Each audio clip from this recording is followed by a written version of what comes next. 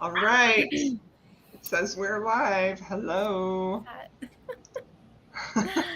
Hi, Monica. Hello, Monica. So glad you joined us. I finally read it, Monica. I am very excited about this. This is probably one of my most exciting live shows ever. Oh wow! Okay.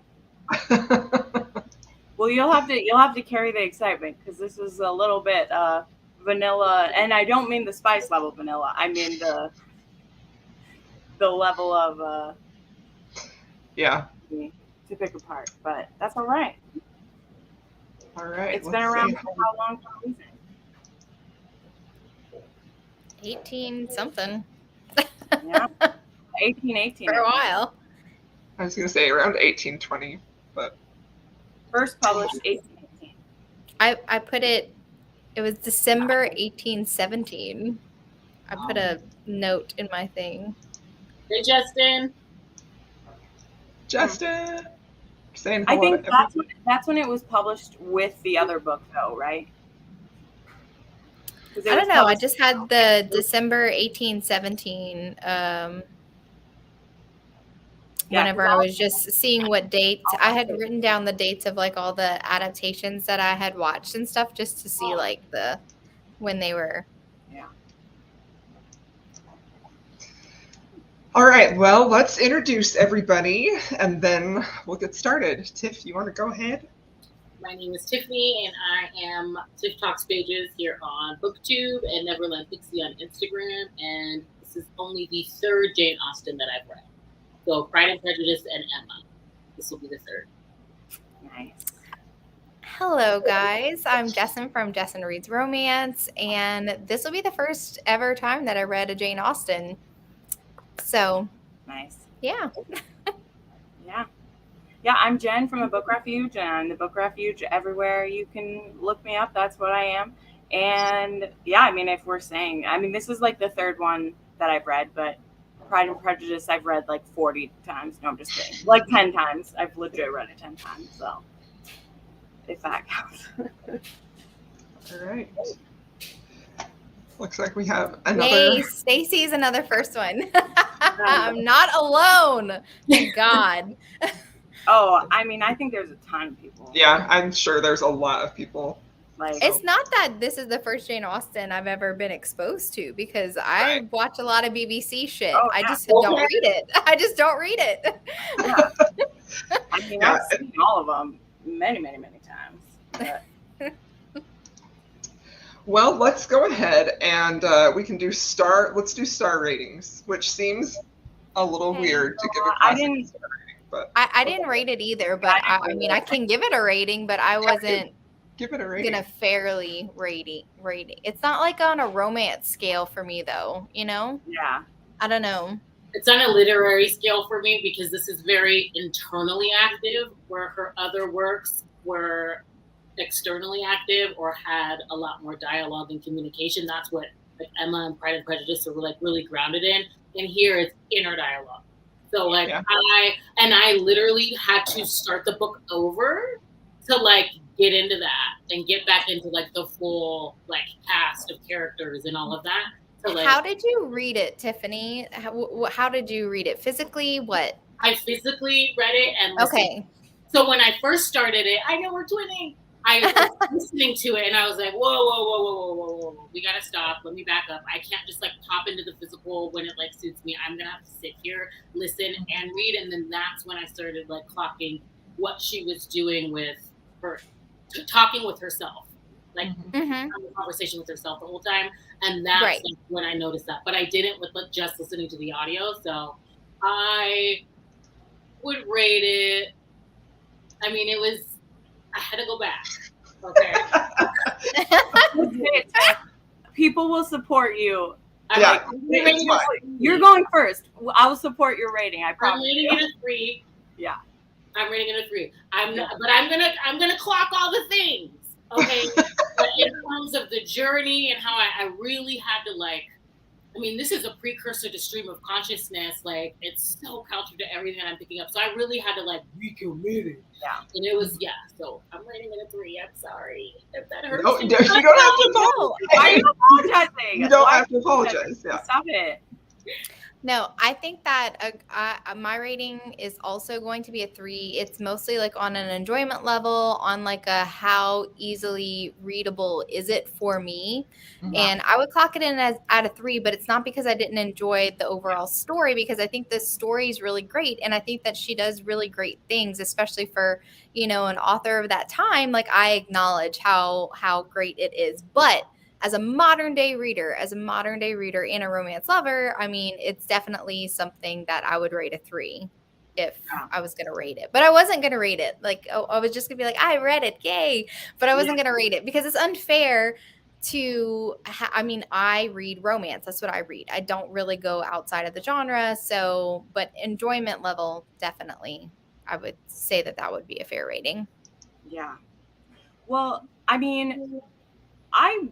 would call this a romance. For me, I would call this a romance. I mean, the start and the end is this couple's not making it and then making it. I rated it because I had to put it in my spreadsheet, and I put it as a 4, but I didn't rate it on Goodreads. And for like, if I was rating it just as what do I rate this as one I'm recommending to someone, it's going to be like a 2.5 or a 3 for me, because I just really enjoyed the first half of this book. Like, I legit was, I cruised through the first half of this book. And as I've said, I think to at least a couple of you individually, a lot of that came from that I was picturing the 2007 version of the show. And I heard their voices in my head, and I was picturing it, and it was so close to that. So I was flying through the first half of this because I was like, oh my gosh, I hear Mary's voice in my head, and like her dad, and the like, see Wentworth being so stoic. But the second half really dragged for me, and it just becomes that, like, not a comedy of errors, because I wouldn't call it a comedy, no matter what Netflix is trying to tell me. It's not a comedy. We're not going to talk about I know. We're not going to talk about it at all, Crystal. We have to talk about it at the end. Not right now. It doesn't Not have right to be. We have to talk about it later. Let me keep going. So all of that, like, I would probably settle at a 3 in what I would recommend, how I'd recommend it. Because it's tough to get through. There were parts that were easy. There were parts that were hard. And by the end of it, you're just like, you never get enough to be satisfied, for me, for how much we went through. But there was more in the book than there was at the end of the BBC. So I like that. There was like a chapter at least of like, you were together and figuring it out. So anyway, that was a long ramble to say that. So. All right. I will tell you all. Okay. Yes, go ahead. Go ahead. No, I was just saying, if I was rating it based on the BBC, I enjoyed the BBC adaptation so much. I gave that 5 stars because I fucking loved it. So, I mean, like, it's different.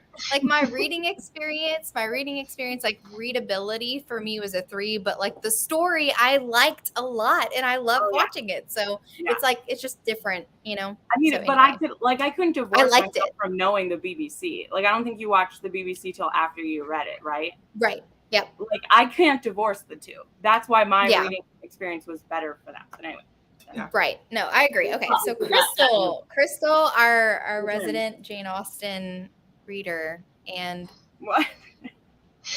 I mean, we okay. So I definitely approach classics with any book that I'm reading, I still rate it on a scale of my enjoyment. But part of my enjoyment is always going to be what I take out of a book, or things that I notice, or things that I think are clever that the author did. It's never just about how enjoyable was the story, because some of my favorite books, the story wasn't that enjoyable, but it was like so powerfully impactful that it was there.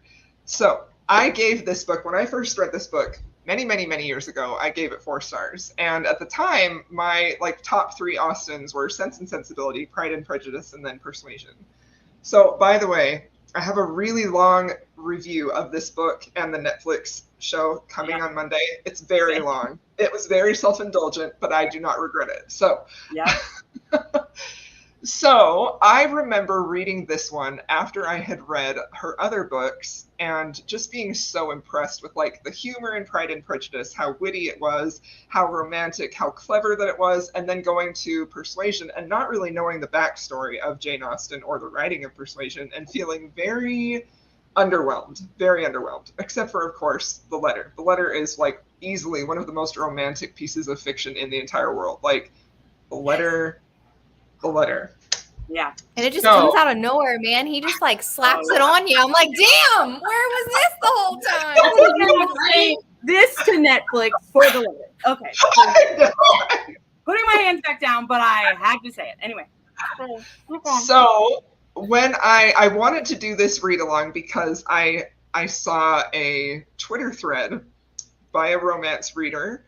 I will have to share it somehow because I can't remember her name, but she was talking about how disappointed she was with the trailer when this came out, and then she went into detail about Jane Austen's life and everything like that, and it was like it like reminded me of that world, and I really wanted to be able to compare the book to the show, which seems like it was a bad move for me.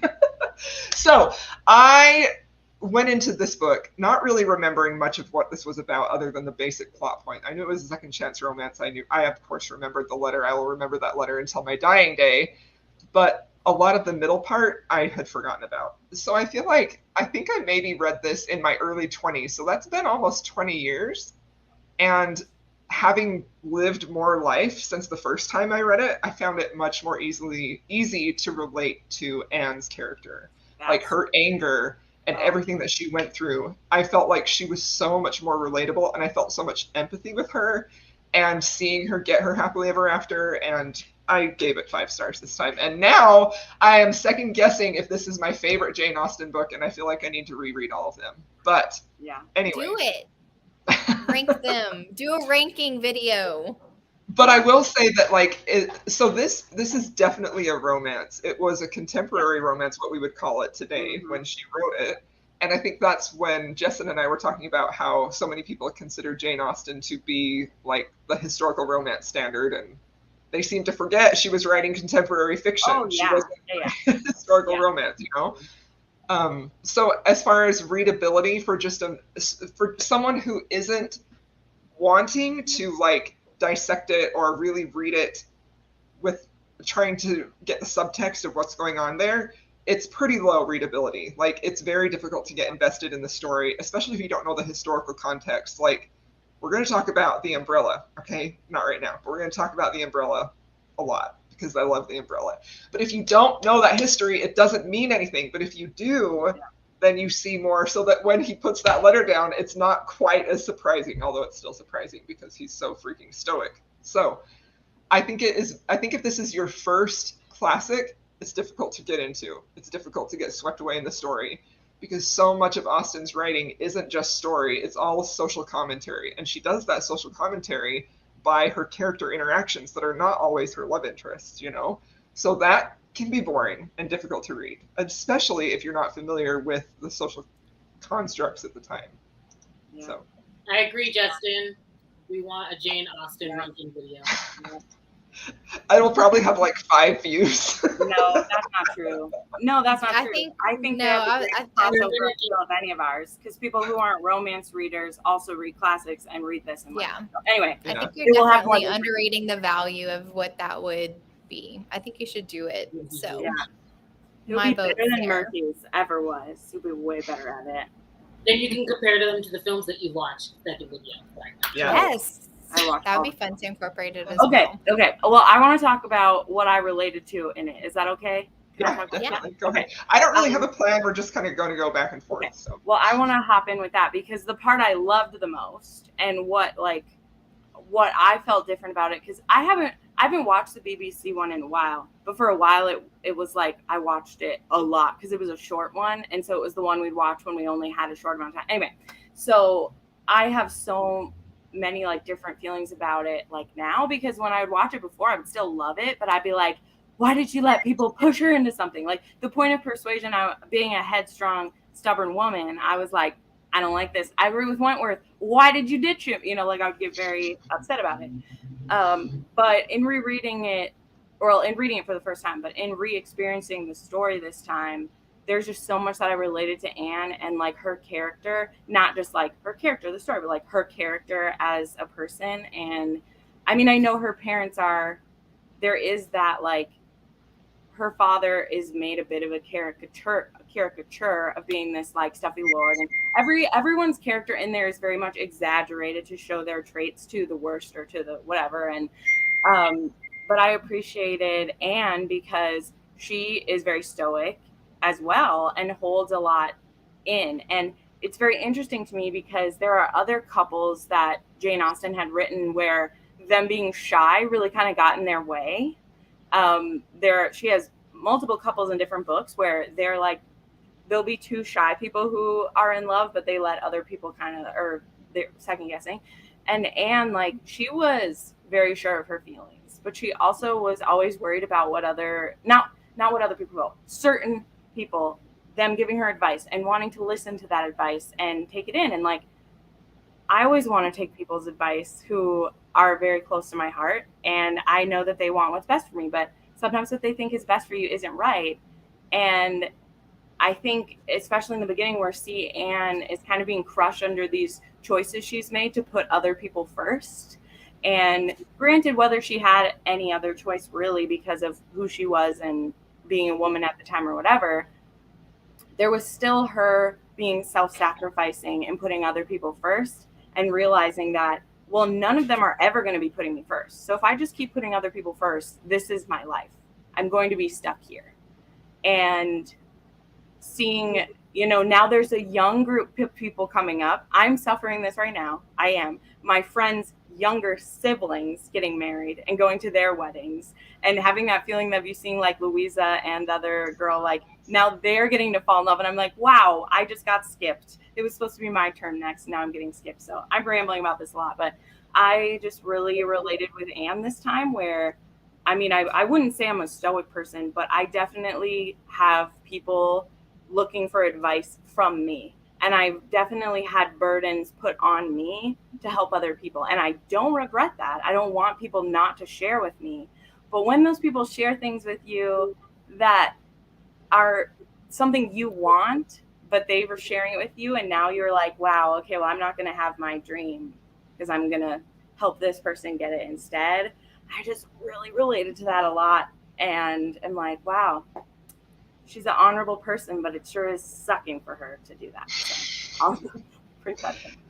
And I think that what you just talked about is probably the main reason why Jane Austen's books are still so well loved and so often read and talked about, is because there's always an element of us being able to connect with one of her characters, no matter what stage of life we're in. We can understand that her dad is literally this imbecile and she's like so embarrassed of him, but she doesn't want to disappoint him, and she doesn't want to, and she's working through that through the whole book until she finally decides, like you say, that she's going to live her life for herself, and she almost missed out on her happiness. And I think that Anne is probably my favorite now. Like I said, I gotta reread them now because it's been so long, but I think she's probably my favorite heroine.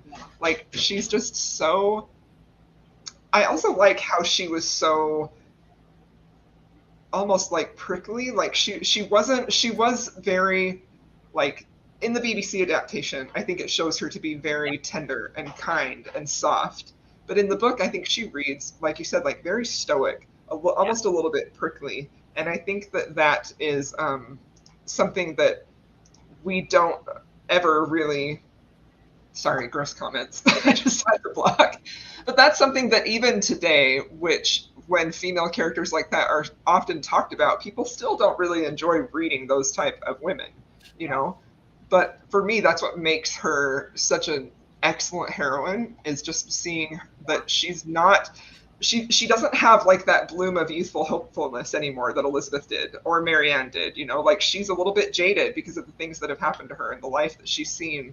And she feels like, her life is stuck where it is because of the choice that she made to not disappoint her family. And anyway, it's just so interesting. Eleanor and Anne are very similar to me. They're both Very close. Yeah, that's true. Very, very similar. She I has. liked her.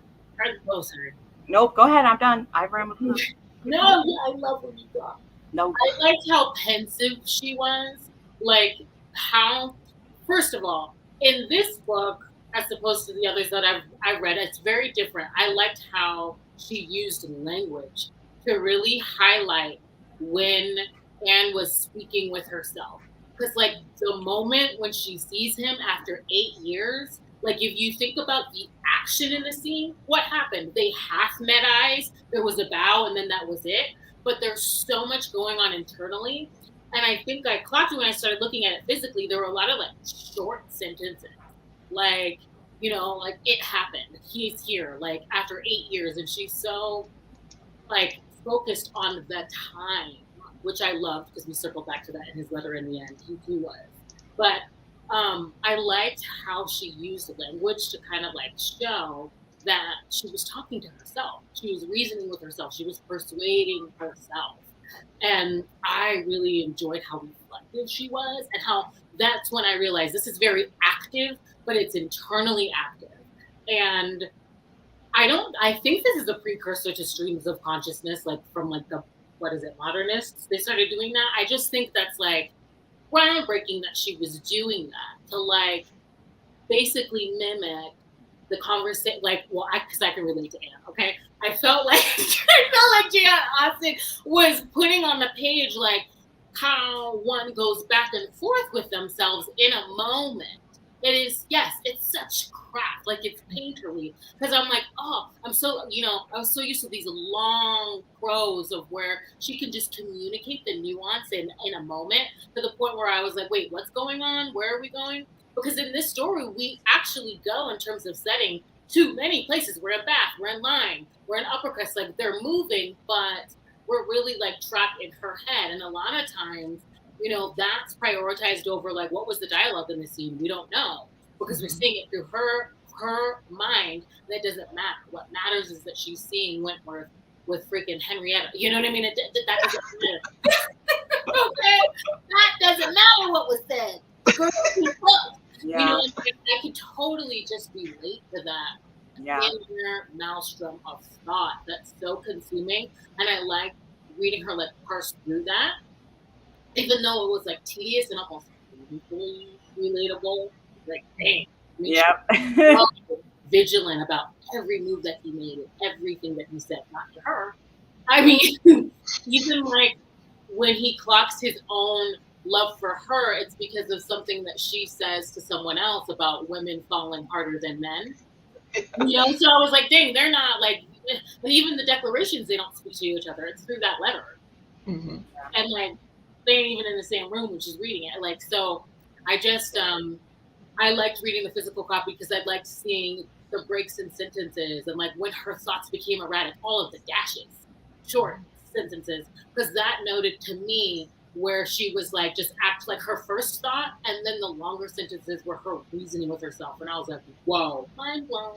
Like I was super on my thoughts on the page, but I really liked how she did that. Mm-hmm. That's when I was like, we need the physical book. Wait a minute. Something's happening. I don't have as much beautiful literary commentary as Tiffany just displayed, but I can say that I really liked Anne's character. And from the other like Austen heroines that, you know, I've always loved, I felt like I wanted to say that her character felt more passive, but it's not because she's passive. I just feel like she's less of like an extroverted character than other Jane Austen heroines. And I think that also just kind of reflects like her maturity. She's been through a lot. And I feel like most of the narrative for her is very reflective on like, well, what would have happened if I would have just stuck to my guns when I was younger? And I, you know, what would my life would have been like? And I really like being in her perspective when she's, you know, feeling stuck currently and just imagining like if I was not persuaded by those that I loved to take a different path, like what would it have been like? And now here I am and other people are moving on and I'm not. And like that was just really, I really love that. So I love Anne's character a whole hell of a lot. And I'm very glad that I read it.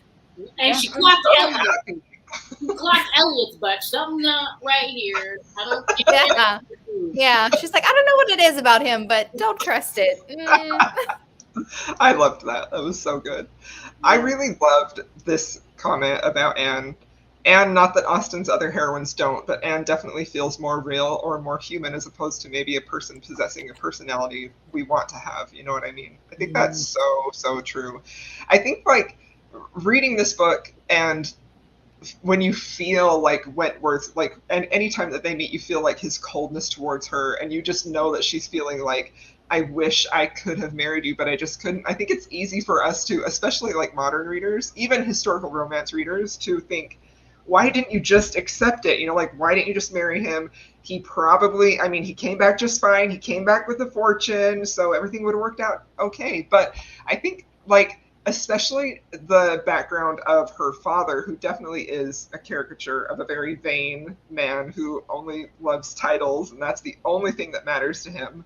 Yep. And her mom's friend, who really was trying, she thought, looking out for her. It's like, what other choice could she have made? You know, she let herself be persuaded, but also, like, I mean, it would have taken an immense amount of risk and courage to accept his offer, you know? So. Yeah. And he even knew that.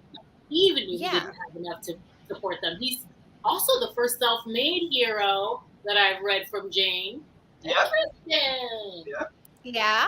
Sure. No, and that's what I like though too, because it feels so realistic, like why she turned him down, because he didn't have anything to his name. He was a nobody. He didn't have anything to offer her.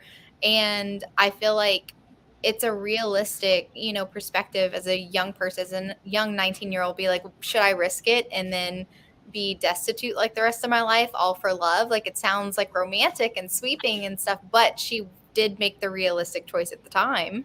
It, you know, she came to regret it later, and it would have worked out for her if she did accept it, but she had no way of knowing that. It could have all crashed and burned, and they might have been like bitter together because their life didn't pan out the way that they wanted it to. So I feel like it was just very interesting, because you can regret it as much as you want to, but sometimes things just work out the way that they should. So well, and she didn't know him for that long either. It said multiple times that it was what, like 3 months? Was it 3 months? Yeah, it was a very like sweeping. And she's so young, which I know wasn't young at the time. Like, that was normal. But like, how do we expect these children to make adult decisions? You know, like at 19. Anyway. They don't. Who married who I said. That's what they did. You know, and I don't know. And he, you know, one of my favorite parts in the last chapter too is him acknowledging like how prideful he's been this whole time, because he didn't really, like, they didn't really fully know each other's characters totally yet, because he assumed her, you know, and I'm sure part of that had to do with her stoicism, is like they're falling in love, but she's still, you know, she's probably showing him more tenderness than she shows to a lot of people, but like he takes a lot of that for like, she's completely rejecting me instead of like, I'm trying to be sensible. And when he says back, he's like, I could have come back 2 years later. Would you have married me then? And she just looks at him and he's like, oh my God, I wasted so much time. And I really like him being self-aware that it wasn't just her having made that decision and then immediately regretting it. Like, he regretted it too, but he was too prideful and was like, oh, she has probably married someone else already, so I won't. But he could have made the years less too, you know. So he could have, for sure. I related to him as well, though, like coming back and being like, look, I accomplished everything that I said that I was going to, and now I'm suddenly a catch. Like, you didn't want to give me the time of day when I had nothing, but now, you know, I have everything. So like, I was okay with him like sticking on his pride for a little bit. Of course, it's frustrating, but like, I understood the reasoning. Like, I got it. Why he was just kind of like, she was also though the only woman not throwing herself at him. So him being proud, I'm like, all these other women didn't want you then. I mean, some of them were little children 8 years ago, but like, yes, wanted you either.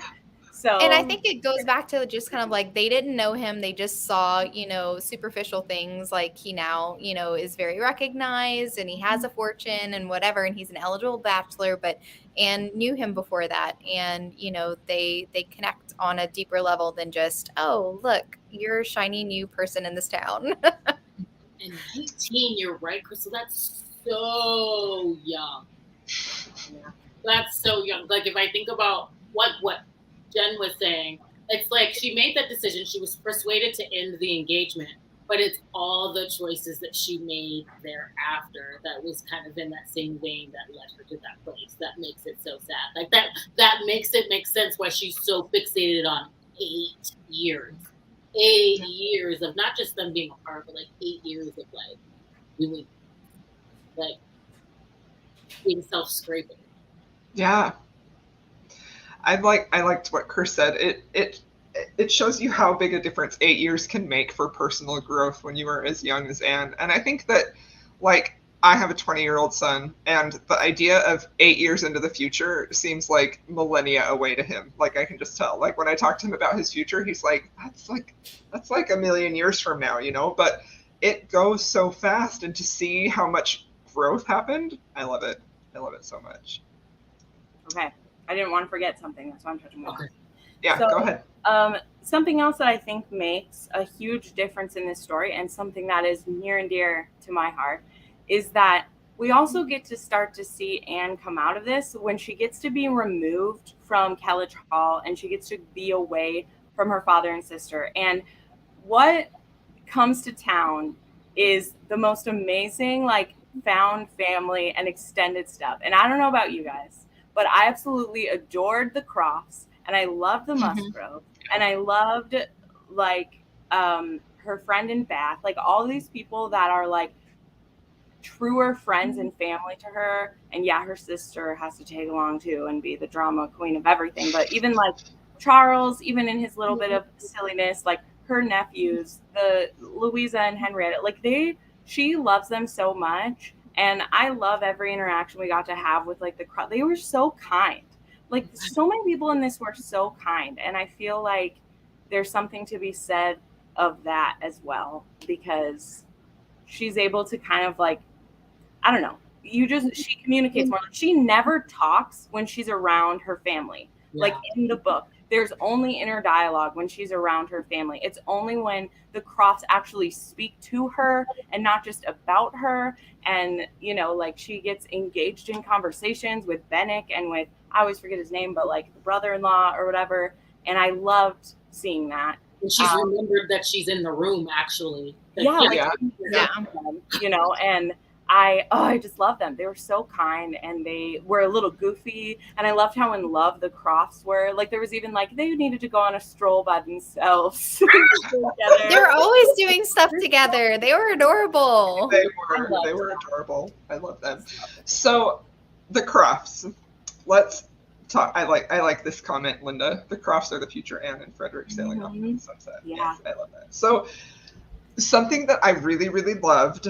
I'm going to talk about the umbrella, okay? I did talk about this in my video, so if you watch my video, you're going to hear this twice. But, so, when Anne visits the Crofts in her home once they've moved in, they have a stand of umbrellas near the front door.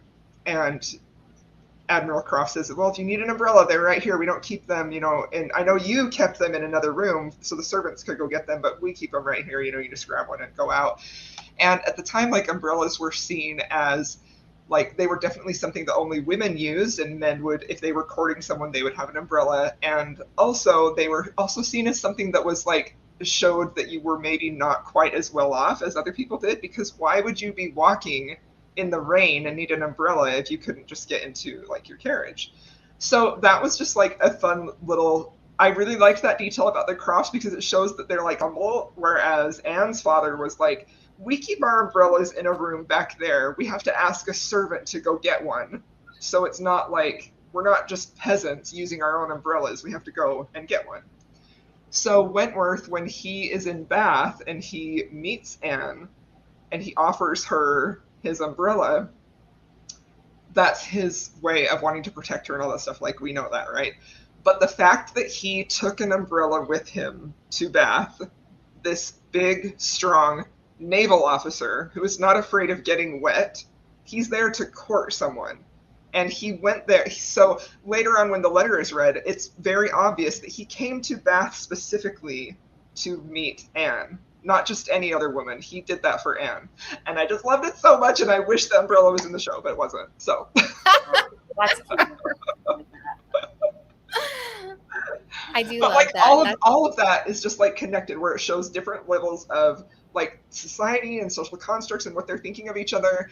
And I feel like that adds more meaning to why Anne made the choices that she made and why the Crofts are so appealing to her. And partly it also helps you to see that maybe, you know, we don't see Wentworth really like romantic with her except for that letter, which is wonderful. Yeah. Obviously, we love the letter. But that was like one tiny moment that if you were really like paying attention and you knew what that meant, you saw that he brought that umbrella there for Anne. He didn't bring that there for anybody else. He brought it specifically because he knew Anne was going to be there, which it's the subtlety. It's the subtlety that I just love so much. Do you think we didn't see his love towards her because she didn't see it and we're in her head the whole time? Probably, yeah. Yeah. Well, she thinks he's there for a different reason. So Yeah. all the subtleties we see, that's why this book, you know, it would be very interesting to go back to the beginning of part 2 when it's like, we know he's coming there for her. And then you see all the interactions. Like I've done that when I watched the movie, not the Netflix one, the other one, you now know like he's going to this place to run into her. He's going here to do this. So, you know, but of course, there's so many Mr. Wentworths and Elliots and fiance. Like nobody says anybody's first name, and it just fucks everything up. I was like, "What's going on, Mrs. Clay? I'm getting Mrs. Clay. I did not see that coming. Where? I wrote like a family tree with all like the friends and stuff like on the periphery because I was like, I need to know how everyone's related. I was like, I need to know. So I wrote it all down. So I have a little castle because I was like, Upper Crust, and now we're going here. Yeah. I mean, there surprisingly are quite a few connections between Sense and Sensibility and Persuasion, because that one also involves someone thinking that someone married someone else because they have the same last name. Yes, that's true. Getting revealed and you're being like, oh my God, you're married. The other person got married because they just say the captain married Louisa. There was 4 freaking captains in this one. Who was it? You were expecting it to be Bennick, who is still in mourning, technically. It has barely been a full year since his, well, it wasn't his wife yet, so there's that. It was his fiance. He gave him both. But he was working just like Wentworth was to make that fortune to be acceptable. So. I know. So, but they're like, I remember just the very first time I watched the film, I would watch these with a neighbor lady that I had. She always had the BBC ones on disc, so we'd watch them together on disc. So cool. And one of the two parallels we always said is like Captain Bennick is the tragic version of this, because you know, what if Wentworth and Anne like did do this and get married and he died or she died, you know, and then you could be Bennick. I mean, that could happen at any time, could be a thing. But if she had married him and got, you know, possibly disowned from her family, you know, because if he hadn't made his money before he died, what would she have? Would she be like her friend who's in Bath and has nothing? You know, like there's lots of warnings to her where like this is the state of not just of being like a woman, but just the state of the times that they live in. Those are the risks you take when you're loving someone, you know? So anyway, there's lots of great stuff. It's wonderful. But yeah, I love family. So I loved that, particularly in the book. I was like, wow, look at all these people she has now. You know, like just that conversation she has with, I think it's with Admiral Croft, like just the two of them are talking about different things. And she's just able to finally be able to talk with someone and not have a real conversation and not like be in the room with her father and sister and being like, Jesus Christ. Not have to deal with these stupid people. I like this, Chris. I think it would definitely be like emotional abuse. And I feel like this is, I think Persuasion, all of Jane's books really, but I think this one really highlights how damaging society and the ton and titles and presentation was to people, how it was so like, because you can't help but feel so much empathy for Anne, even though she's still like, she's not poor yet, like, you know, they can still live in Bath and in luxury, pretty much, just a smaller version. And but she's not ever like happy, even though she still has like a certain amount of privilege. Like she's still very much controlled, and she doesn't ever really get to make her own choices. And I've often wondered, like, because we know how strongly her dad felt about, like, made money, basically, is he ever going to accept Wentworth, or does she even care? Like, what does that look like? I would be curious. Well, I think it was also just kind of like the way that her dad in the beginning, when the solicitor or whatever, the lawyer, Mr. Shepard, was saying, you know, oh, well, I met with an admiral and he'd be interested in renting. And he's like, I don't like admirals, like naval officers. They're so ugly. They're so weathered. And like, and how dare they get titles like, you know, like, you shouldn't raise up somebody from nothing to be something. Like, only no, God like, gives titles. Then later, yes, but then later he was just kind of like, oh, he was really personable, and he ended up by like liking his personality and stuff. And it's like he's just so damn superficial, and it just like puts me in mind of like social media and like perception, and like I need to be connected with the people who are most popular, and I can't be seen to be associated with, you know. And it's just kind of like. And he has to live above his means, because it's like, I can't economize, because that's not what barons do. Like, I need to be seen to be the Baron of Kellett Hall. Like, it's just so sad that that's what his life is in the sister as well. And it's just like, I think that's all that they care about. I think she doesn't care about her dad. I think that her persuasion had very little to do with her dad in the beginning. It was all Lady Russell. There was a little bit. Agree. Because when she was 18, she still did care a little, but it even says she's like, the vast majority of the persuasion was from her acting as a mother figure and telling her this wasn't wise and you'll be over it, you'll get over it.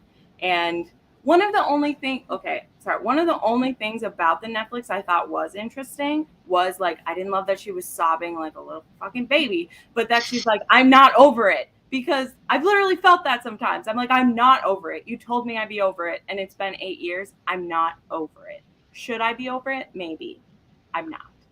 And for someone to say that, even someone with more wisdom who's like, you'll get over it. It happens. It's like, it doesn't for everybody. No. It doesn't for everyone. Some people it might, but like, it doesn't. And she would listen to Lady Russell because she was a mother figure. She did. Yeah, that was her mother figure after she died. No, she wasn't bad. She was literally looking out for her. Like, she was not a bad character. She wasn't being, you know, mean to Anne. She was literally looking out for her. And I feel like I agree. I don't think that she cared about her father as much. I honestly feel like she was more embarrassed of her family than anything of their behavior. And like, it was very well known, like when Louisa was talking about how like, hey, we would have preferred if Charles married Anne, because like, I mean, that Elliot pride, man, it just gets in the way, and it's just so like much. It's so much. Everyone knows that that's just the personality of her family, but they don't associate Anne with that. So I feel like she's just very embarrassed by all of it. And yeah, they're a lot. I think a lot of her keep going. No, if he was over it, he wouldn't be trying to rub it in her face. I know. He's a little bit. He was salty. He was absolutely salty about it. He didn't have to come to Kellett Hall to look for a wife. How did he know the Musgroves were going to be there? He didn't need to come there to find a wife. He could have found one anywhere else. But he was absolutely salty. Yeah, 100%. Trying to be like, look at me now. Look at me now. I don't recognize you. That cut her so deep. Yeah. That hurt me. That kind of hurt me. I was like, I wouldn't recognize her. Be like, damn, I changed so much. Oh shit. It was like 3 pages of her like, we're so weathered. Did I age 20 years instead of 8? Oh no. Like I would have died. I would have died. Actually, what Monica's saying, one of the things that I like really love about him, there's lots to love about him, is he's an extremely generous person. Like the things he does for her friend at the end, the way that he is able to forgive Lady Russell because he's now able to see the point of view, like when the hurt isn't there so much. And, you know, he also, I think, sees what she's up against more, because I don't know how much he was interacting with her when her father was around too. You know, I don't know how they were meeting up before. I mean, I know other people were around when they were meeting up. So that's also a thing, is like, how many deep conversations did they have? Because again, the Netflix wants you to think they were hanging out on the beach together. They weren't hanging out on the beach together. We were meeting in these rooms. You know, they weren't meeting up at night where they could spill their soul out. Like, it was probably 3 months where they had no sleeping on the beach. Yeah. Right. They're talking and meeting up on the beach in the Netflix version? We won't talk about it. It makes it look like they're getting to meet up alone and they fell in love with these clandestine meetings. That's not what was happening. They were meeting up in these rooms with 20 other people in the rooms and maybe getting to Gotta be chat for 5 minutes. chaperoned. So at the end of 3 months, when he's like, come away with me and marry, it's like, how many minutes did she spend with him? How much time was there? Anyway, they're not the romantic things we want to think about, but it's true. Like, if they saw each other for 3 months, did they see each other maybe, how many times was that over 3 months? Was it 4 or 5 times? It was probably, a little bit easier to be persuaded off of that ledge when, how many minutes did you spend with him before? You know, she probably spent more time with him during when this book happens. Yeah, the book takes place in almost over a year, probably spent more time with him now than she did then. Like, no, and I think that that's also kind of like relatable, like when you look at Louisa being like, she was interested in Captain Wentworth, but all it took was him leaving for a hot second and her spending time with Bennick and being like, oh wait, he's a great catch too. Like, it's just poetry, and she was like, oh, I'm in love. Yes, exactly. It's like the way that you decided, like, this is who I'm going to spend the rest of my life with. It's not because you knew them backwards and forwards, honestly. It's because you spent a little bit of time with them and it's like you're enjoyable to be around. But I feel like that's also what makes like Anne and Wentworth's romance like a lot more romantic, because they still have those feelings 8 years later and they're still, you know, eyeing each other, even though they don't want to be like, oh no, I still have feelings. Like, yeah, y'all still have feelings. And that kind of makes their relationship a little bit stronger, in my opinion, than, you know. And I think seeing like the accident that Louisa had when Wentworth very specifically said, no, Anne is the only one who can stay here. She is the most perfect person. She's the most capable. She is the perfect person to stay here with Louisa. But even just seeing how they interact with the other people, even though they're both like not really sending bad vibes, but like being cold to each other, they're still so aware of each other. And every interaction with other people, it's making them just like have a higher opinion of them and fall a little bit more in love with them. So I think that's such a good point. I love that they really actually fell more in love in this book. So, sorry, Chris. No, go ahead. We'll read this one. There are many reasons. Yeah. Yes. He knew it was going to be hard. So let's talk about Wentworth. We talked a lot about Anne, how much we love her. What do we think of Wentworth as a romance hero?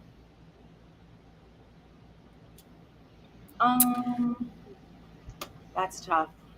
I was actually trying to like rank him among the Jane Austen heroes for me. And I still think he's kind of in the middle-ish for me. Because other people are higher, so I don't know what to say. That, like, I mean, Brandon is up there for me, and I mean, I'm a Darcy simp forever, so he's up there. Because if we talk about grand gestures, I mean, Darcy definitely pays out the nose the most of all the. No, I'm just kidding. That's what I think, but pays out the nose.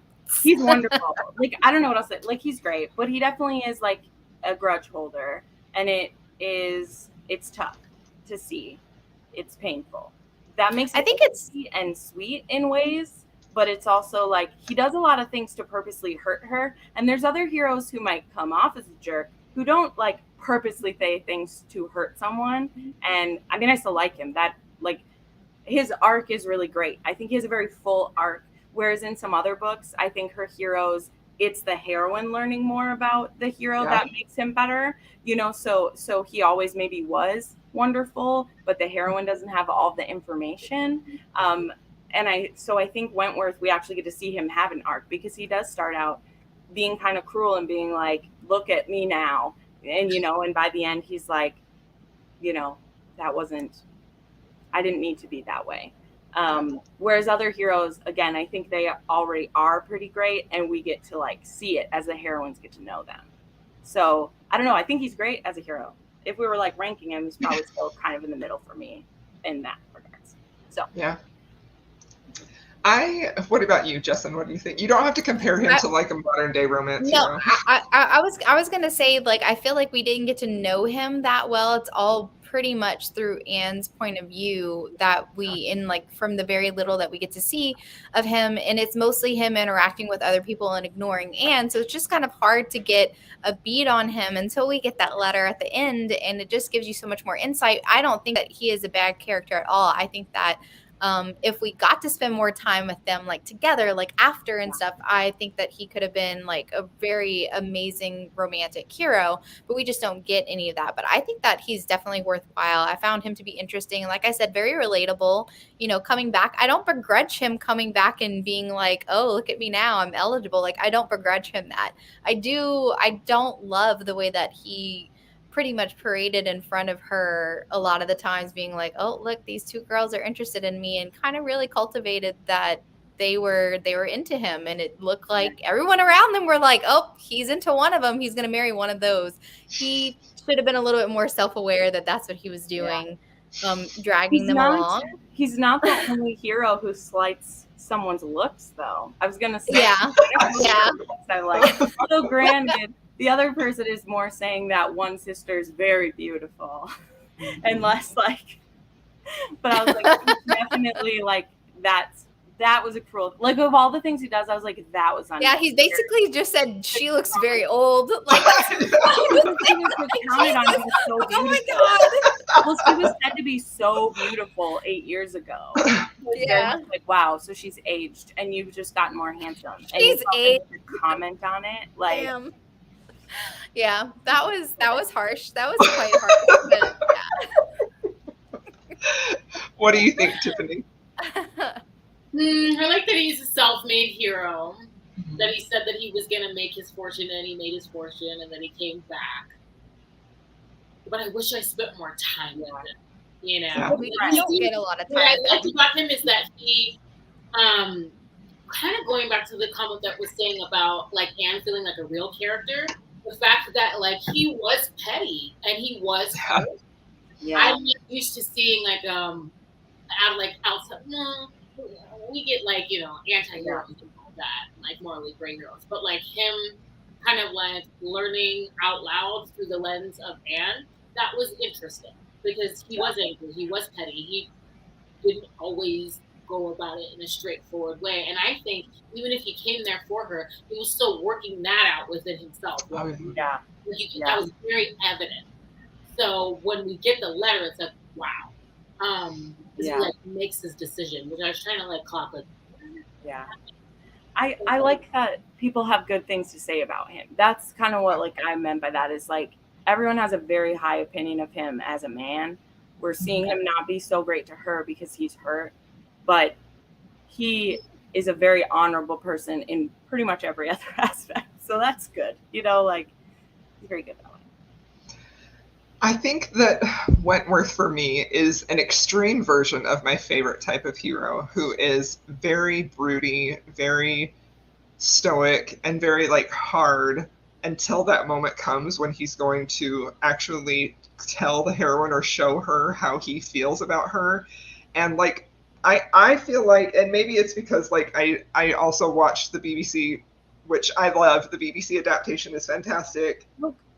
So good. But like the struggle that he has to actually give her the letter, like you can tell, like he. Oh no! Whoa! Crystal! Oh, that's happened to me before. She's on a roll. She did say her internet was acting up before, but comments either. I'm gonna read some comments. Do you think that he was hurt by Anne not going to the first dinner? He would not understand Mary. Well, she had to stay home with her nephew though, in that. I feel like it probably would have been explained that Anne was staying home with the nephew, honestly. I feel like that would be. Oh my God. I'm sure Mary word vomited it as soon as she was in. Oh, absolutely. She said something's dumb and deplorable, oh my gosh. about. Also, okay, Crystal's not here to stop us now. But like the fact that she could see into the other house from their house from the in Netflix. The movie, and like is drinking while she's looking at him That was probably my Epic. least favorite, one of my least favorite scenes. Oh, okay, she's back. Yeah. Hello, she's back. I'm back. Okay, Yeah, talk but- about the letter. Struggle with the letter. Keep going Am I before you lose. stupid?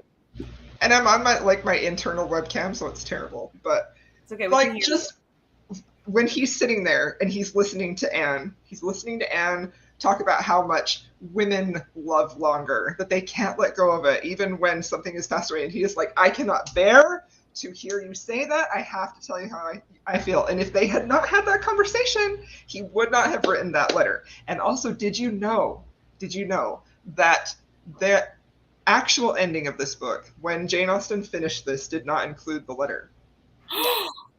What would this book be without the letter? It's in the front It page. needs a letter. But luckily, Jane is a wise woman and was like, I'm missing something. Yes. A lot of people have said that this is the book that is most close to Jane's actual story, that there's evidence that she did have a love lost, and all that stuff. And she wanted so badly to have a happily ever after, like that fairy tale ending, that she didn't get to have. She wrote this when she was 40 years old. She died at 41. It was published 6 months after she died by her brother. She didn't even title it Persuasion. Her brother titled it Persuasion. And I love the fact that she finished this book, and you can tell that something had changed with her while she was writing this book. This is so different from the other books that she has written. It's so much more melancholy. It's so much more like there's this weight of life and unmet dreams and expectations that her other books didn't have. They're so full of hope and youth and all that other stuff. And you can tell that Jane, being very, very ill, it affected her writing. And I always wonder, like, what other books would she have written if she had lived longer? Anyway, so she finishes it doesn't have the letter. She knows it's wrong, and then she writes the letter. And aren't we so glad that she did? Yeah. I know. And that was, were you going to talk about how the BBC version didn't have him overhearing that conversation? I didn't understand why they didn't have that in the BBC version. Like him overhearing them. And I'm like, wait, but what prompted him to write that letter? Like that was just the most perfect conversation to overhear. Like I loved it so much. And I was just kind of like, oh, I was missing it. Because I loved in the book whenever they were having that conversation. I'm like, oh, are you hearing this? Are you hearing this? Because she still loves you. This is basically her saying, like, I still love you. And I was just so happy when he walked back in the room and gave her the letter. I was just like, oh, yes. It just was so exciting. It's so freaking exciting. I didn't know why that they decided not to have that conversation at that time. Because they still did have the conversation. It was just earlier, and he didn't overhear it. It was weird. And that's the thing that makes him give her the letters, because he's like, I can't let you think that. These are still my feelings. So So she was engaged. She broke it off the next day, but there is nothing recorded. But there is a lot of speculation that she had a love match, soulmate, love affair, I don't know, whatever you want to call it, with an Irishman who came back from Ireland for her funeral after she died. So that's what everyone assumes was the love match that didn't pan out, that she didn't marry, actually. But yes, perfect. Yeah. And I mean, I know Crystal's gonna have to go soon, so like we're gonna have to talk about it a little bit, Crystal, because we all go ahead. I don't want to. The biggest cardinal sin for me, like there's a lot, but the one that just by the end I was like, wow, I was holding on for this to be kind of good, is they change words to the letter. They change words, having him say things like, oh, the way you feel, but that you might not. Like there's like words added in. They change beautiful lines of dialogue. They have her winking at the fucking camera. This isn't a funny scene. She winks at the camera. Okay, she's a drunk. She cries hysterically multiple times. Like says, "You idiot, love me." I was like, "Would you shut your fucking mouth?" Like, honestly, literally, you have misrepresented Anne so badly that it's gross. Okay, go ahead, Crystal. I get so ragey about that movie. I hated it. I hated the Netflix. I'm kind of glad you hated it though, because I was afraid. Because sometimes when you don't care too much about something, you're like, it's okay. And then I'm like, how are you not upset? So I'm glad you're upset. I'm sorry you're upset, but I'm glad you're upset. Because I was like, don't like this. I don't know what's going on. I messaged you and Jess said the same thing. Yeah, I'm like, okay. I absolutely hated it. And Jess is like, I didn't think it was that bad. And I was like, It's so bad. I said I did not hate it and I didn't love it. And I did do a little short review of it, like comparing, like reading the books, the BBC version and the Netflix version. And I was just like, the one huge gripe that I had about the Netflix version is that Anne Elliot in Netflix is not true to her character at all. And I was just like, I think that was the worst decision that they made. Otherwise, I think that the characters were pretty okay, like in the movie, but I mean, they weren't trying to be a faithful adaptation. They just were not. And they wanted to be a lot more modern with a lot more modern phrases like, they say if you're 5 in London, you're 10 in Bath. And I'm just kind of like, so I mean, that was very early on in the movie. So I knew that we were gonna have, lines like this that were just gonna be. Calls him her ex. She says, I have it. I took notes. Friends. I'm here. I'm ready. Are you ready? Because I was livid. I was so mad. Okay, this is directly from the book. There could have been no two hearts so open, no tastes so similar, no feelings so in unison, no countenances so beloved. Now they were as strangers, nay, worse than strangers, for they could never become acquainted. It was a perpetual estrangement. And in the movie, it says, now we're worse than exes, we're friends. I hate it. I hate it. I hate it so bad. I can't watch it. I'm not gonna watch it. I'm not doing that. So like, okay, so this is funny. You guys will have to, because I vlogged it. I vlogged every 20 minutes for the whole thing. I took little clips, just 2 minutes. Like I was like, I'm gonna do it quick, but it starts and there's already her talking to the camera. There's her crying and drinking. And I was like, okay. So I was like, all right. So they're going for a different version of this. Okay, that's fine. They're going for like. I said they're going for like the Bride and Prejudice thing, right? Where they're going a different way. And then I filmed the first clip and when I was like, okay, like they're going a different way. I don't think I like this. Cool. And then she's gonna piss on a tree and she overhears the conversation between Louisa and Wentworth. Literally is gonna piss on a tree. And I was like, what the fuck are you doing with this? What are you doing with this? This is gross. It was so gross. I was so annoyed. And after that point, I was just like, okay, whatever. I'm just gonna. So then, like my clips, I'm just like, I don't have anything else to say. But then it got more serious at the end. Like they started it funny, but then they like tried to get serious after like what happens to Louisa. And they didn't have a good balance. The Wentworth, like he was handsome, fine, but he was too emotional. Like he was, that's true. He wasn't stoic. Then we had a Henry come in who, yes, he's beautiful, but he's all like, I don't want your dad to get married again. I'm like, so you take it out that Anne will be able to figure out that he's a creep. She just is like, he's just like, I don't want your dad to get married. So I'm going to try to stop that from happening, you know? And he kept, oh my gosh. Anyway, so it was awful. It was awful like I thought it would be. So I feel vindicated. I was like, no, I'm going to give it a try. No. I really tried. I really tried. I tried, like I talked about, I kind of vlogged. I didn't vlog the show. I did my first impressions and then I did a review. But I really tried to go in with an open mind and I was like, I cannot. I literally cannot. This is the most bastardized version of Jane Austen I've ever seen in my life and I hate everything about it. I just hate it. I'm saving, like tomorrow I'm going to watch the BBC one again. I want to watch it again. I'm saving it for myself because I was like, I'm going to watch this and I'm going to save that one for me so I can have a reward because I love everything in that one. I love, like, I don't know, maybe I had a kinder view of it because I had just watched the BBC one and I felt so fulfilled after watching it. So I didn't really have high expectations for the next Netflix one. I was just kind of like seeing what they would do. And I was like, oh, it's pretty. And that's about it. And I was like, I mean, like it's gonna land with some modern audiences. It is, if they gravitate towards going read some books, then they're always gonna adapt all the things. They're always gonna do new versions of it. We have so many versions of everything already. I think that it helped that this was a new story to me and I didn't have time to be attached to it. Yeah. You know? If I had been familiar with the story for years, if I had watched the BBC version of Persuasion for years, maybe I would have been more angry at the Netflix version of it. But yeah, it's not a good representation of the book. It just it's not. It's what they did to Anne that bothers me the most. And since Anne exactly, that's Anne's not the same character. She's not the same character. Is I'm like, there is room for humor in this book because it's like class humor. It's there in the way that like Pride and Prejudice has lots of funny stuff in it because her family just brings all the other characters that are humorous because they're so ridiculous. Yeah. There's lots of room for that. But like Anne, like why? Like I don't like. Yeah, like she doesn't need to be ridiculous. Out.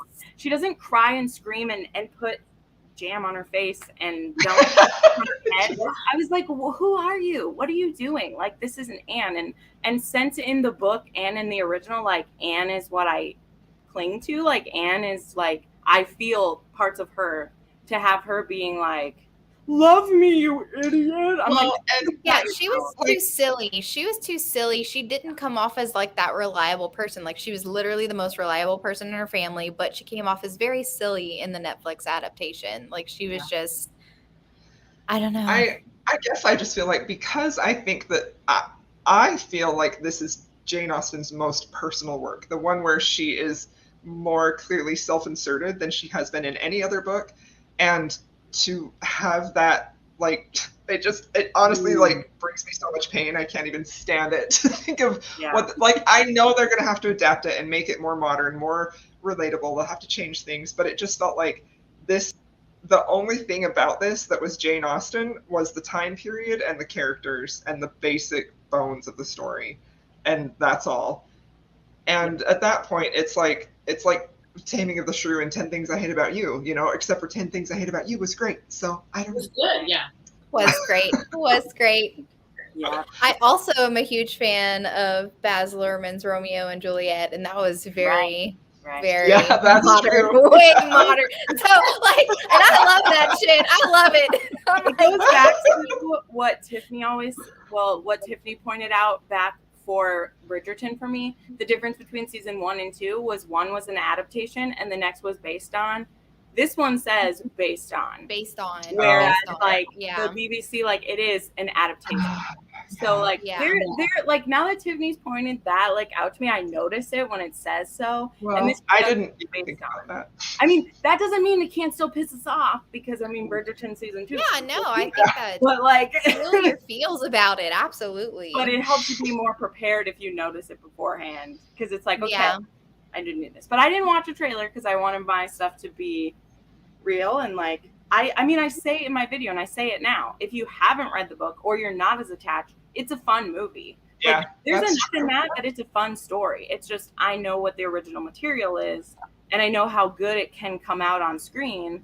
And because there's a lot of stuff you can cut from this book without missing anything. Because there's a lot of her inner dialogue that you can get across in like a conversation pretty easily.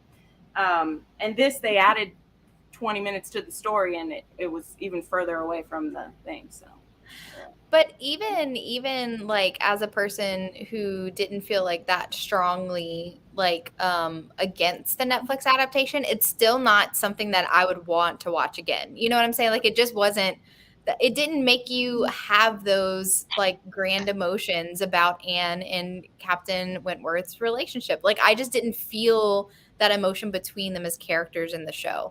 I think that's why it was so lacking. And it was because she just felt more flippant about the whole situation in the Netflix show. So I just don't feel like the longevity of it's not there for the Netflix adaptation, no matter what. Like even for people who like enjoyed watching it, I just don't feel like it's something that people will remember that much. Honestly, I think it'll fade quite quickly. Yeah. I have multiple versions of Jane Austen stuff, and this will not be one that I buy. Like, yeah, I'm still mad about it. I can't even. I hate it so bad. But anyway. Crystal, you can be mad about it for a while yet. So this is an interesting question. Jane Austen, at the time of her death, she was living in pretty much poverty. Like she was, I mean, well known enough to be published and published consistently, but she wasn't making any type of a living based even close to what the characters were in her book. She was depending on the charity of her brothers. And she was getting published at the time, enough so that her brother was able to publish this book posthumously, but she was definitely not financially secure at all. It's the spinster way. It's the spinster life. Someone earlier had mentioned the score in the 2007 version of her running, and literally, okay, I'm messaging Jen after I watched the BBC version. I'm like, damn, that score was so good, and it feels so familiar. So I went go look up the composer, and it was the same composer who did North and South, which is my favorite fucking BBC adaptation. And so I stayed up till 2:30 a.m. watching North and South that night because I was just like, that score just got me. I was like, I love it. So yeah, it's so good, and it was perfect. So yeah. The next bonus Raz that we do, we need to do North and South. Justin. Yes, let's do I love it so much. Let's do it. I've never read it. Really I've never read it. Oh my god. Well, I would love to. I love that. Because then I told Jessica about the fanfic sequel that came out after it. And I read that as well. That was great. I read the fanfic sequel. I was just like, give it all to me. I love North and South. Oh, Mr. Thornton! Mr. Thornton is my fucking catnip. God, he's so good. Have you seen this, Tiffany? I haven't even. I've started the show, but I never finished it. Oh my god! I need you to do it, Crystal. I need you to do it for me. I need you to do it for me. Girl, I still have my box trial, so it's a bats and like a man who is just so. Whenever he says, "Look back at me," I just can't. I can't. Oh, girl. Yeah, man. Okay, I'm getting a little too. I mean, I'm down for that. Again right now, so we can watch that together. I'm like, let me get a ticket. Let's go watch it. I might watch it tonight. I don't need to, but I mean, I love it so anyway, much. When I heard you were reading fan fiction for North and South, I was like, that really must be good if she's reading fan fiction. It's good. Well, I just couldn't let it go. Like I didn't. Yeah. Like there's this stuff in those where like it has the like she touched my hand. I'm not gonna wash my hand for a week. Like he definitely has like all your favorite little touchy things. I love that. I love it. I love that. You're asking Justin, but like it's Thornton. I'm sorry. Thornton. I would pick Thornton over Darcy. Yeah, I would. Okay, I need to start it right now. Y'all are getting me hyped. Yeah, you do. You gotta. Oh yeah. Thornton's like that rugged, self-made man, and he's like, oh god, I just love him so much. Like, absolutely, I'd pick Thornton. I also think I love his mother. His mom's a bad bitch. His mom's a bad bitch. She's the one who makes it happen. Like, she's the mama who, like, I was working, pinching my pennies so my son could be something. That's me. And she's proud as hell of her son. She's like, my son's the best. Oh, yeah. How dare you turn your nose up at my son? He's the best. Like, oh my God. Anyway, sorry. Crystal. I need to. Have you watched it? I've got it loaded up. Look, I'm going to watch it right now. I'm going to watch it right now. Oh my God. Okay. Stop. This is killing me. I need to. Girl. I want to watch it and I don't have time. I need to go to the hospital tomorrow. I need to be up. No. I'm just gonna watch my favorite scenes tonight. Oh my God, I have to see. I'm gonna go find some YouTube video of like the best of. It's a 4-hour. It's a 4-hour thing. By and by. It's 4 parts. Like 4 parts episodes. Okay, I think I found it. Is it this? Yes. Yeah. Okay. Yeah. It's on BritBox on Amazon. It's the one that has Patrick Swayze. That is a horror thing. One time, my friends accidentally watched that instead, and they were like, "This isn't what you said." And I was like, "No, that's a Civil War. That doesn't have anything to do with it." Yeah, that's it. Anyway, BritBox. That's how you watch it. Yeah. It's a add-on channel for Amazon. I cannot believe Darcy is my ultimate. The fact that all of you are Team Thornton has me shook. I know. Like, Here's the thing. Thornton is by Elizabeth Gaskell. He's in his own tier. Darcy still wins among where he wins. Yeah, but for sure. Like, you know, they're completely different men. Darcy is different. Well, I have to watch life because now I need to see. I have to see a little Thornton, bit. Thornton, he doesn't watch what he says. He doesn't watch his mouth. He just is like says what he feels. He's so damn confident. Oh my God, it's sexy. Yeah. It's just so good. Yes. Okay. Well, now that we've devolved, we're very happy. We're all gonna go watch North and South now. We do need to do a watch party, but not for a 4-hour one. No. I don't have 4 hours to spare in a row. I would be like, okay, I gotta go take care. And none of us would be able to do a weekly thing for that because there's no way you'd be able to stop. No. But I couldn't stop. I could not stop. And you recommend the book? Yeah, I would actually. I love We're gonna read it. We're gonna read it, and we're gonna Rake Appreciation Society, right? We're gonna read it, and everyone's gonna watch it, and then we're gonna talk about it and swoon. That's I'm down. I'm down. I'm down. We're doing it. We're doing it. I mean, we can have Rake Appreciation Society just for the film. You should read the book. We can do it. The film is wonderful.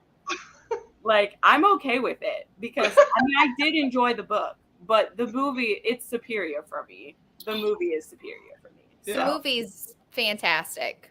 It is really great. There's a lot to dissect. Right time. You all. Yeah. And Tiffany, knowing you love fanfic too. Although this is an official book, it's not just fic where like because it's about a classic, there aren't any like, you know, it's actually a binded book. Like you can buy the fanfic because Tiffany, when you end North and South and it just stops, you'll be like, okay, I need more. Give me the title. Give me the title.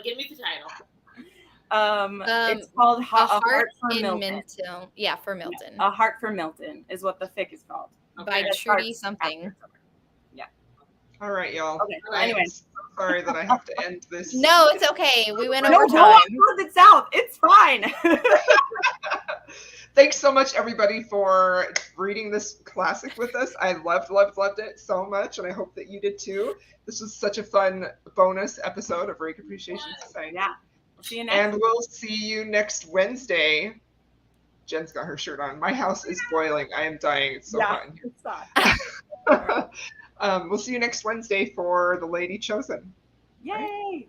And I'll have everybody link down below, but I'm sure you know these wonderful people. So thanks, everybody. Bye.